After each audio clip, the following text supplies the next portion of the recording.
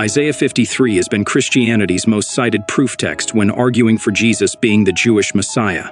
Christian tradition has always interpreted it as a messianic prophecy that the suffering and rejected servant is the promised Messiah which is fulfilled by Jesus. But there is hardly any proof that Isaiah wrote the 53rd chapter of his book with the Messiah in mind.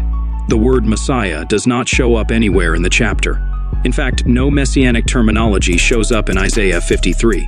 The Messiah is meant to be a futuristic king from the line of David, and so all the prophets refer to him with such names, such as Jeremiah, who calls him branch of David, Ezekiel, who calls him David my servant, Hosea, who calls him David their king, and Isaiah himself refers to him as the stump of Jesse in the 11th chapter. But in the 53rd chapter, there is no mention of king or David, and if you look at all the prophecies about the future Davidic king in Isaiah and the other prophets, you do not find anything in them about him first being rejected and suffering. And in fact, the New Testament shows that before Jesus' crucifixion, there was no knowledge of a suffering Messiah. If you ask a Christian what is the Messiah meant to do, they will tell you that he is meant to suffer and die for the sins of the world. However, when Jesus tells his disciples that he must do just that, suffer and die at the hands of the elders and chief priests, Peter strongly rebukes him, saying that this will not happen to him. When he repeats this, that he must suffer and die, the disciples are distraught. When Jesus is crucified, the disciples are in complete shock and confusion. They express their shock and disbelief to a man who later turns out to be the risen Jesus, that they expected Jesus as the Messiah to redeem Israel, and instead he just got crucified. This is because there was no such tradition of a suffering Messiah at that point. Isaiah 53 was never understood as a messianic prophecy, and so when Jesus suffered and died, the disciples could not understand it. Only after they persisted in their messianic belief did they adapt their beliefs of the Messiah, instead of being one who brought national restoration to Israel, is instead meant to suffer and die. And so look to Isaiah 53 as proof of their beliefs, despite there being no proof that it was intended as a messianic prophecy.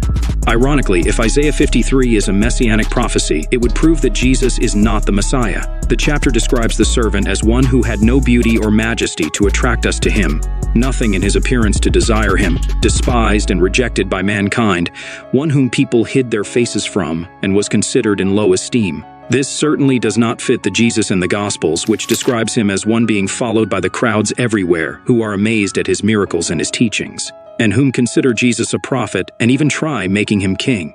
Furthermore, the chapter describes the servant who, despite being oppressed and afflicted, did not open his mouth and was silent like a lamb led to slaughter. The Gospel of Mark records that Jesus prayed to God repeatedly to have his violent fate taken away from him. When he is about to complete his mission of dying on the cross, he whines to God saying, my God, why have you forsaken me?" So Jesus was not silent as a lamb to slaughter. Interestingly, Isaiah 53 is never quoted in any of the passion narratives of any of the four Gospels, which is all about Jesus' death, suffering, and rejection. They cite verses from Psalm 22 and Zechariah 12:10, but not from Isaiah 53. Neither does Paul ever quote Isaiah 53 when talking about Jesus' crucifixion and atoning death. So who did Isaiah have in mind when he wrote the 53rd chapter? One important way to understand who Isaiah is talking about is by looking at the context that Isaiah 53 is written in. The 53rd chapter is not written in isolation. It follows a sequence of chapters, and until less than 1,000 years ago, there were no chapter divisions in the Bible. So Isaiah 53 must be seen in light of Isaiah 52.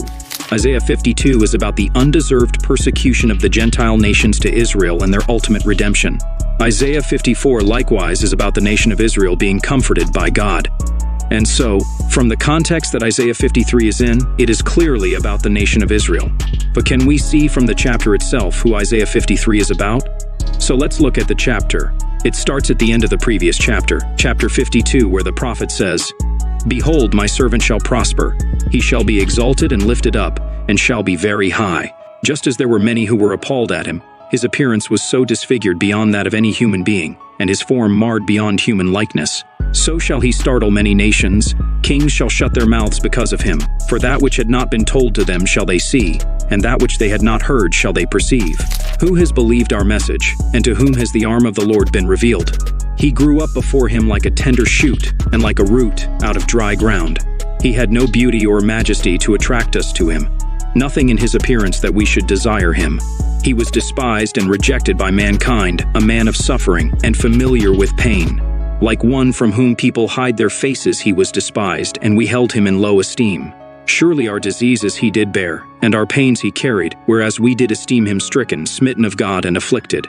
But he was wounded because of our transgressions, he was crushed because of our iniquities. The chastisement of our welfare was upon him, and with his stripes we were healed.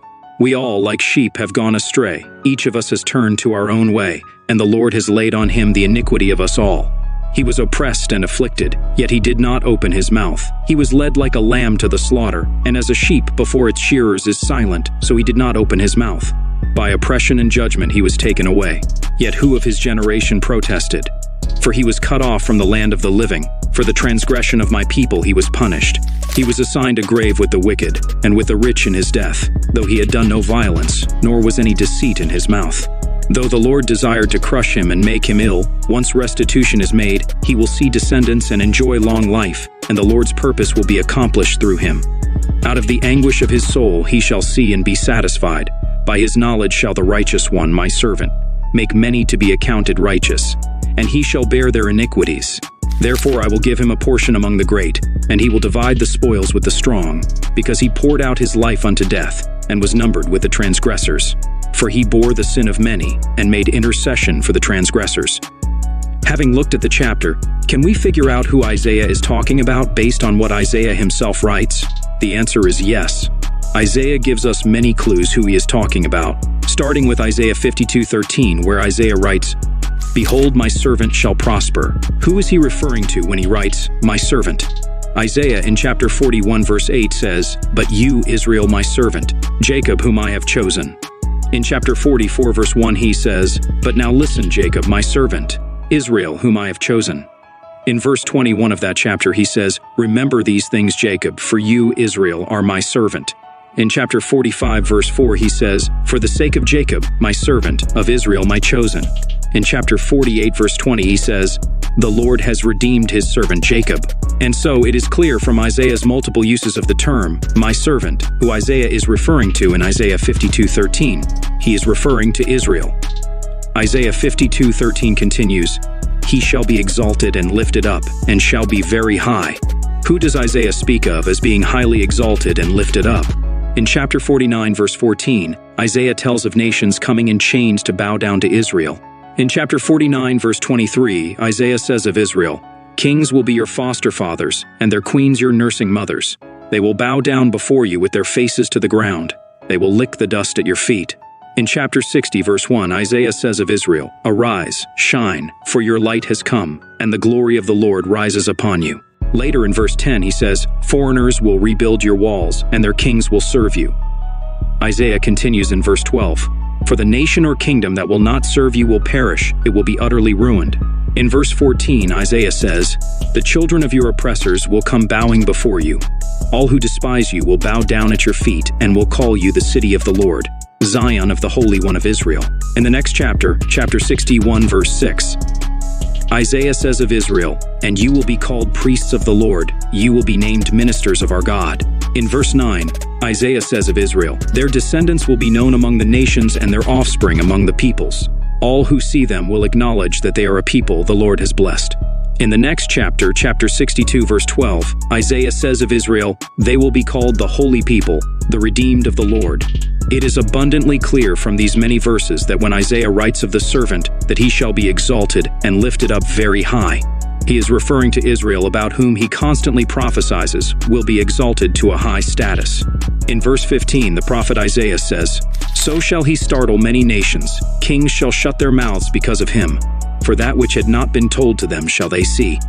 What is it that both nations and kings will see that causes them to be startled and to shut their mouths? What is Isaiah referring to? Going ahead 10 chapters to chapter 62, in verse 2, Isaiah says of Israel that the nations shall see your righteousness and all the kings your glory. The verse is telling of what nations and kings will see. This explains what Isaiah is talking about in chapter 52 when he says that nations and kings will be in shock by something they have seen. Just going back a few verses earlier in the chapter when describing the redemption of Jerusalem and Israel, Isaiah says that the salvation of Israel will be seen to the ends of the earth. And so we know what Isaiah is talking about when he says that nations and kings will be in shock by what they have seen. He is talking about the glory and redemption of Israel. Going on to the next chapter, chapter 53 verse 1, Isaiah says, Who has believed our message, and to whom has the arm of the Lord been revealed? What is Isaiah referring to when he says, to whom has the arm of the Lord been revealed? Again, let's look back to the previous chapter, where Isaiah speaks of the redemption of Jerusalem and Israel. Isaiah says, "The Lord will lay bare his holy arm in the sight of all the nations." And so we know what Isaiah is referring to when he says, "To whom has the arm of the Lord been revealed?"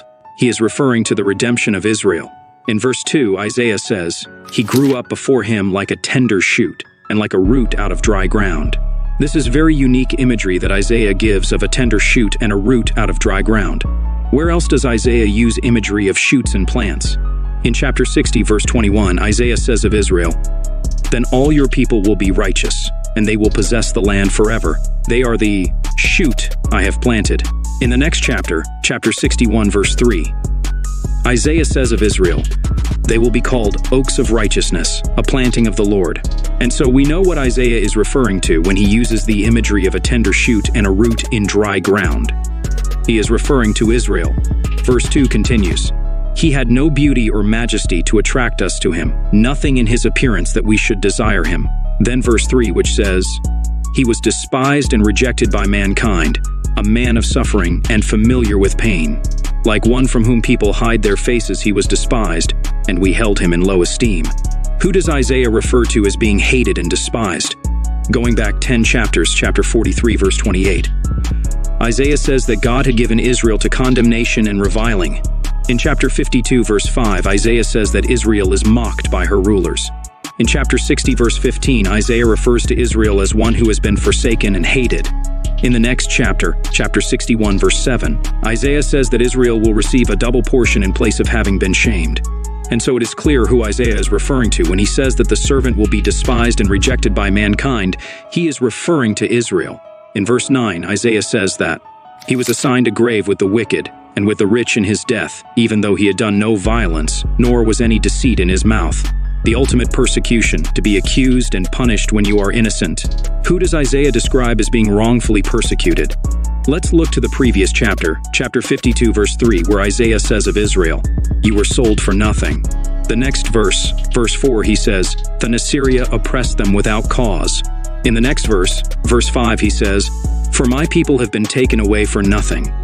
And so the preceding chapter tells us who Isaiah is referring to when speaking of the servant's undeserved persecution. He is referring to Israel.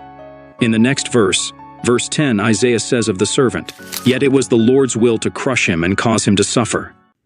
Who does Isaiah describe as God wanting to suffer? In the beginning of Isaiah, in chapter 5, verse 25, Isaiah says, "Therefore the Lord's anger burns against his people, his hand is raised and he strikes them down." In chapter 40, verse 2, Isaiah says of Jerusalem, the capital of Israel, that she has received from the Lord's hand double for all her sins. In chapter 42, verse 25, Isaiah says of Israel, "So he poured out on them his burning anger, the violence of war. It enveloped them in flames." In chapter 43, verse 28, Isaiah says of God, saying of Israel, "Therefore I will profane the princes of the sanctuary, and deliver Jacob to utter destruction and Israel to reviling." In chapter 47, verse 6, Isaiah says of God, saying, "I was angry with my people and desecrated my inheritance. I gave them into your hand." And so when Isaiah says, "Yet it was the Lord's will to crush him and cause him to suffer," we know who Isaiah is speaking of. He is speaking of Israel. In verse 12, Isaiah says, "Therefore I will give him a portion among the great, and he will divide the spoils with the strong." Who does Isaiah talk about as having a portion among the great and dividing the spoils with the strong? Going back to chapter 14, verse 2, Isaiah says that Israel will take possession of the nations. In the very next chapter after 53, in chapter 54, verse 3, Isaiah says of Israel, "Your descendants will dispossess nations." In chapter 60, verse 5, Isaiah says of Israel, "To you the riches of the nations will come." In verse 11, Isaiah says of Israel, "Your gates will always stand open. They will never be shut day or night, so that people may bring you the wealth of the nations." In the next chapter, chapter 61, verse 6, Isaiah says of Israel, "You will feed on the wealth of nations, and in their riches you will boast." In the last chapter, chapter 66, verse 12, Isaiah says of God, saying of Jerusalem, the capital of Israel, that "I will extend peace to her like a river, and the wealth of nations like a flooding stream." And so when Isaiah says, "Therefore I will give him a portion among the great, and he will divide the spoils with the strong," we know who he is talking about. He is talking about Israel. And so, just to recap, Isaiah calls the subject of Isaiah 53, "my servant." Isaiah refers to Israel as "my servant." Isaiah says that the servant will be highly exalted. Isaiah describes Israel being highly exalted. Isaiah says that kings and nations will be in shock of what they see. Isaiah says that kings and nations will see the light and redemption of Israel. Isaiah says that the arm of the Lord will be revealed on the servant. Isaiah says that God's arm will be revealed when redeeming Israel. Isaiah compares the servant to a plant. Isaiah compares Israel to a plant. Isaiah says the servant will be hated and despised. Isaiah says that Israel is hated and despised. Isaiah describes the servant being wrongly persecuted. Isaiah describes Israel being wrongly persecuted. Isaiah speaks of God willing to crush the servant. Isaiah speaks of God willing to crush Israel. Isaiah tells of the servant inheriting spoils with the great and strong. Isaiah tells of Israel inheriting the spoils of the great and strong nations. There is one inescapable conclusion. When he wrote the 53rd chapter, Isaiah was thinking of the nation of Israel. So when one studies Isaiah carefully, and not just one or two verses or chapters that are cherry-picked, it becomes clear that Isaiah wrote the 53rd chapter with Israel in mind. Sadly, most Christians who think Isaiah 53 is about Jesus being the Messiah have not even read the whole book of Isaiah. Most don't even know what's written in the chapter before or chapter after 53. What is Isaiah 52 about? I don't know. What is Isaiah 54 about? I forgot. But only 53. By reading only one chapter from Isaiah and ignoring all the other chapters, they fail to understand what Isaiah was talking about. You cannot see the whole picture if you have only one puzzle piece. Isaiah 53 is part of a larger context, and without that context, you cannot understand that one chapter alone. To understand Isaiah 53, you must learn all of Isaiah. After all, Isaiah is the Word of God. Ignoring all chapters of Isaiah and only focusing on one shows that you have an agenda in mind, and your agenda is not about God and His Word.